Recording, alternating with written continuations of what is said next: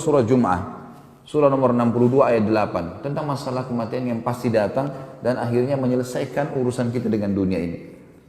A'udzu billahi minasyaitonir rajim. Qul innal mautal ladzi tafirruna minhu fa innahu mulaqikum. Tsumma turadduna ila 'alimil ghaibi wasyahadati fayunabbi'ukum bima kuntum ta'malun. Katakanlah hai Muhammad kepada seluruh pengikutmu, sesungguhnya kematian yang kamu lari darinya. Banyak orang sengaja lari, sakit sedikit langsung ke rumah sakit, menjaga bagaimana olahraga, kolesterol saya naik, darah tinggi, ribut dengan masalah itu. Boleh ikhtiar berobat, tapi seakan-akan sudah inilah ya, ini hal yang harus dihilangkan dan harus saya ini bisa selamat, seakan-akan akan hidup selamanya. Katakanlah hai Muhammad kepada semua pengikutmu, sesungguhnya mati yang kamu lari darinya, maka sungguh pasti mati itu akan menemuimu. Kemudian kamu akan dikembalikan kepada Allah yang mengetahui yang gaib dan nyata. Dan dia beritakan kepadamu atas semua apa yang kamu lakukan. Ayat yang lain, surah An-Nisa, surah nomor 4 ayat 78. A'udzu billahi minasyaitonir rajim. Ainama takunu yudrikkumul mautu walau kuntum fi burujin musyayyadah.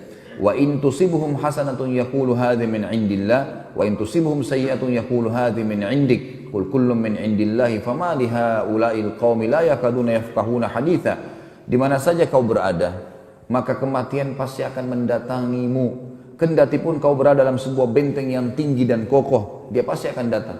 Dan jika mereka memperoleh kebaikan, hai Muhammad, orang-orang ini orang munafik dan orang kafir, mereka mengatakan ini adalah dari sisi Allah. Dan kalau mereka ditimpa sesuatu bencana, mereka mengatakan ini dari sisimu, hai Muhammad. Katakan, semua datang dari sisi Allah. Maka mengapa orang-orang munafik itu hampir-hampir tidak memahami pembicaraan sedikit pun? Saksi bahasan kita adalah masalah kematian. Kemudian juga Allah subhanahu wa ta'ala mengingatkan dalam firman yang lain, surah Al-Munafiqun atau surah Al-Munafiqun, surah nomor 63 ayat 9 sampai 11, tentang tidak bolehnya kita menjadikan dunia ini sebagai target utama. Mati akan datang dan menyelesaikan semua. Sebelum saya baca ayat ini teman-teman, saya baca ayat ini baru saya baca hadisnya insyaallah.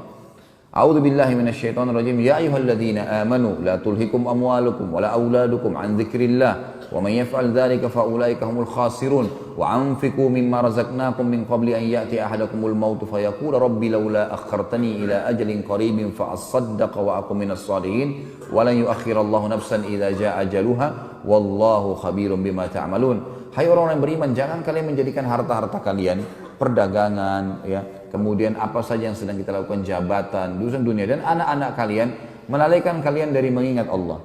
Ada banyak orang subhanallah, karena dia meeting, ditinggalkan sholat berjamaah.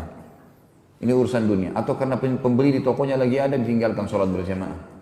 Tinggalkan ibadahnya kepada Allah. Toleransi tentang masalah riba, toleransi tentang masalah nota palsu, toleransi tentang masalah apa, hanya karena urusan mau mendapatkan 100 ribu, 1 juta, 100 juta rupiah. Yang semuanya itu, semua hal yang haram pasti berefek kepada masalah. Tidak ada orang teman-teman sekalian, kemudian dia memakan harta haram lalu sehat, gak ada. Antum masuk 1 rupiah uang haram sudah cukup membuat Allah buat kita sakit 1 bulan. Efek jerah dari perbuatan besar, hati-hati. Sekali kita berbuat nota palsu 1 juta, Allah tidak akan ambil 1 juta dari kita, tapi Allah akan ambil 100 juta. Dengan cara kita masuk rumah sakit, nanti akan dikeluarkan 100 juta.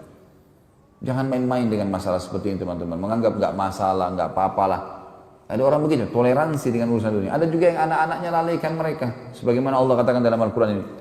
Anak-anaknya karena ya kesian masih kecil, gak apa-apa deh dengar musik.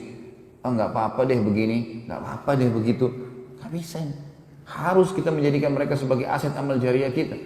Kita punya batas waktu di dunia, akan meninggal dunia.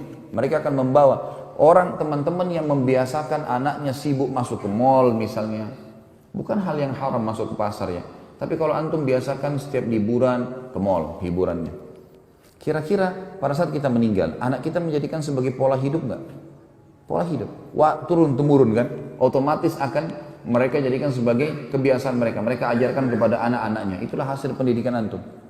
Coba sekarang balik teman-teman sekalian. Kenapa antum tidak buat hiburannya anak-anak majelis ilmu? Hadirkan mereka, biasakan hadir di majelis ilmu. Dari kecil mereka biasa mendengar. Kenapa antum tidak biasakan anak-anak teman-teman sekalian untuk datang ke rumah anak yatim? Liburan, lagi pekan, bawa makanan, minuman, beras, bawa ke rumah anak yatim. Coba praktikin teman-teman. Bawa anak-anak ke rumah anak yatim. Kemudian pada saat tiba di rumah anak yatim tersebut, bilang sama anak-anak sebelum ke sana, kita akan pergi nak ke satu tempat yang akan membahagiakan kamu. di dunia dan di akhirat. Pasti mereka senang. Kemana? Ke mall ayah, ke mall ibu. Enggak, sebentar, sabar, ikut aja. Ikut. Bawa beberapa hal dari rumah yang bisa kita berikan santunan. Lalu parkir di rumah anak yatim. Kita sudah sampai nak. Sampai di mana ayah? Apa ini? Ini rumah anak yatim. Untuk apa kita ke sini? Nanti kamu akan tahu. Turun, bicara sama pimpinan atau pemilik rumah anak yatim tersebut. Saya datang dengan anak saya dan saya ingin anak saya mendapatkan pelajaran. Bisa semua anak yatim dikumpulin di sini? Tentu saja bisa. Baik, saya akan berikan santunan. Sudah kumpul, duduk semua. Kemudian bilang sama anak kita, nak, di depan kamu ini semua ini yang kamu lihat anak-anak adalah anak yatim. Yatim artinya ayahnya nggak ada. Nggak ada yang menaungi. Tahu kenapa mereka ditaruh di sini dalam asrama? Karena nggak ada ayahnya. Ada juga yang tidak ada ibunya. Dari kecil mereka tidak tahu apa-apa. Orang-orang tua inilah yang menjadi orang tua angkat mereka. Mereka makan diatur, mereka dikontrol, mereka harus diawasi. Nggak ada sebuah penaung. Kamu sekarang masih punya ayah, masih punya ibu.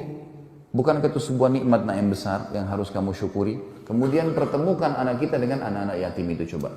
Suruh ngobrol. Suruh sampaikan, nak, anak yatim satu, silakan. Tidak usah direkayasa, langsung datang. Bagaimana perasaannya nak tidak punya orang tua? Ceritakan kepada anaknya paman ini, anaknya om ini, anaknya tante. Biarin dia cerita. Nanti anak yatim ini akan mencerita, oh saya begini, saya berharap punya ibu, saya berharap punya ayah, saya begini. Coba dengarkan 10 anak. Kira-kira pada saat anak kita pulang teman-teman, dan minggu depan kita akan buat lagi, kita akan ke tempat rumah anak yatim yang lainnya, nak, kita akan buat berikan hadiah. Mereka lalu melakukannya dengan gembira dan sudah tahu apa yang kita lakukan. Kira-kira pada saat kita meninggal, mereka akan jadikan pola hidup enggak? Berarti sudah terbiasa ke rumah anak yatim teman-teman. Terbiasa membantu orang susah, terbiasa mengunjungi masjid-masjid, terbiasa menghadiri majelis ilmu. Itu yang kita butuhkan untuk akhirat. Bukan menghabiskan waktu pada hal yang sia-sia. Anak-anak, pasangan hidup, harta kadang-kadang membuat orang lalai. Sekali lagi, bukan dilarang untuk masuk ke pasar atau ke mall, tapi jangan jadikan sebagai pola hidup teman-teman. Terlebih lagi kita tidak bisa terlepas dari masalah terbukanya aurat lawan jenis, belum terdengarnya musik yang mau tidak mau akhirnya terdengar, yang seperti dia dengan Al-Quran seperti minyak dengan air, susah untuk dipertemukan. Maka harusnya kita jangan jadikan itu semua sebagai pola hidup kita. Allah mengatakan, jangan hai orang beriman, jangan sampai hartamu dan anak-anakmu melalaikan kamu dari mengingat Allah. Barang siapa yang membuat demikian, maka mereka itulah orang-orang yang rugi. Dan belanjakanlah sebagian dari apa yang telah kami karuniakan kepadamu sebelum datang kematian kepada salah seorang di antara kamu. Lalu ia berkata, ya Tuhanku, pada saat malaikat maut sudah datang, seperti di masjid ini, bisa terjadi. Di ujung masjid malaikat maut datang sekarang teman-teman sekalian. Lalu kemudian mendatangi saya, antum nggak lihat, saya lihat, dicabut roh saya, dalam hitungan detik meninggal. Khalid Basalamah cuma dikenal pernah ceramah, selesai ceritanya. Semua mobil, istri, anak, pakaian, habis semuanya. Udah. Saya dengan ruh saya dibawa udah. Jasad ini tinggal dimandikan, dikafani, masuk kuburan. Sudah habis ceritanya. Baik, itu bisa terjadi kapan saja teman-teman. Kenapa harus kita menundanya, menunggu pada saat sakit? Bukankah banyak orang keluar rumahnya dengan pakaian rapi terus tiba-tiba ditabrak di jalanan, kemudian meninggal dunia? Di Jakarta begitu kemarin, ada orang keluar dari mall bawa barang banyak, begitu naik mobil tukang parkirnya gembira melihat orang ini karena pakaiannya, mobilnya mewah. Begitu dibantu untuk keluar, dia injak gas waktu di starter mobilnya, tabrak mobil di belakang, hancur mobil di belakang. Ribut tukang parkirnya, kenapa bapak nggak lihat? Nggak bersuara, gas tetap diinjak. Begitu dibuka pintunya meninggal orang itu. Pakaiannya rapi, mobilnya mewah, nggak ada apa-apa, jalan bawa banyak barang-barang belanjaan, meninggal dunia di tempat. Bagaimana caranya orang tidak berpikir masalah-masalah seperti ini teman-teman sekalian? Artinya dunia dinikmati, makan, minum segala, tapi kita harus tahu ada akhirat. Mengetahui kalau ada akhirat itu membuat hati tentram. Dikatakan lalu di sini, pada saat orang mati itu dia akan mengatakan, ya Tuhanku, mengapa engkau tidak tangguhkan kematianku sampai waktu yang dekat? Ya Allah, tolong mundurin matiku, jangan dulu dicabut ruhku ini. Dan aku akan termasuk orang-orang soleh. Mulai sekarang aku akan terus patuh. Dan Allah sekali-kali tidak akan menangguhkan kematian seseorang apabila datang. Dan Allah maha mengetahui lagi maha apa yang kalian kerjakan.